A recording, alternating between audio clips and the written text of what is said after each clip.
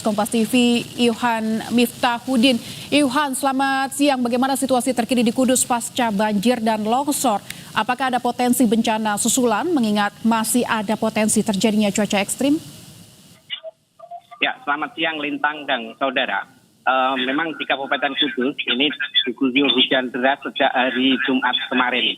Dan puncaknya pada hari Minggu siang, ini di sebagian besar sungai yang ada di Kabupaten Kudus ini airnya penuh meluap dan bahkan terjadi banjir bandang. Salah satunya adalah terjadi di sungai Desa Kedung Sari, yang di desa tersebut terdapat satu buah mobil milik warga yang ikut hanyut akibat banjir bandang.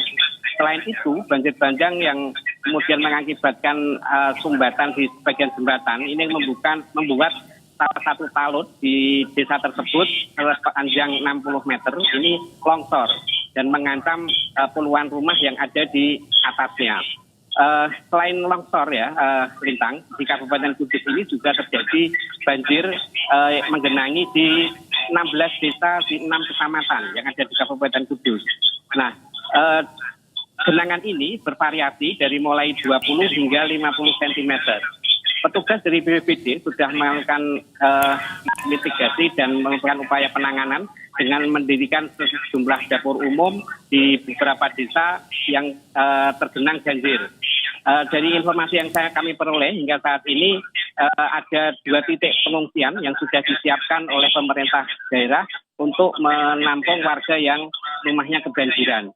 Sementara itu untuk mengantisipasi banjir susulan, karena di hari ini hujan dengan intensitas tinggi juga masih terjadi di Kabupaten Kudus, pemerintah Kabupaten Kudus menghimbau kepada warga agar selalu waspada dan menyiapkan diri ketika nanti terjadi bencana apakah itu longsor maupun banjir. Ini harap segera menghubungi Pusdalop untuk segera diinformasikan. Mengingat intensitas hujan di Pegunungan Muria ini masih cukup tinggi. Demikian, Lintang. Untuk mengetahui atau melihat ke depan begitu tentang potensi longsor dan banjir susulan, bagaimana situasi terkini di sana, cuacanya begitu? Apakah memang masih hujan cukup deras atau seperti apa supaya masyarakat juga harus berhati-hati untuk potensi susulan ini? Sekali Lintang, memang hingga hari ini intensitas hujan tinggi masih terjadi di wilayah Kudus dan sekitarnya, terutama di bagian hulu yaitu di Pegunungan Muria.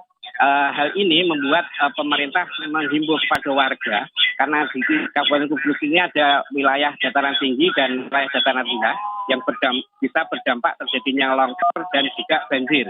Nah, untuk daerah-daerah yang terjadi potensi longsor ini pemerintah sudah melakukan pemetaan agar nantinya warga sementara waktu tidak melakukan aktivitas terlalu banyak di luar rumah.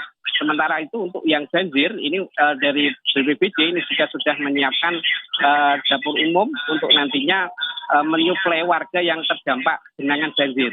Yang dalam hal ini per hari ini tadi informasinya sudah ada 16 desa di 6 kecamatan yang terendam banjir dengan ketinggian mulai 20 hingga 30 cm. Demikian, Lintang. Dilakukan, imbauan juga sudah dilakukan oleh pemerintah daerah setempat untuk masyarakat berhati-hati melakukan aktivitas di luar, dan juga tadi ada 2 titik tempat evakuasi yang sudah disiagakan. Terima kasih Ilhan Miftahudin dari Kudus, Jawa Tengah.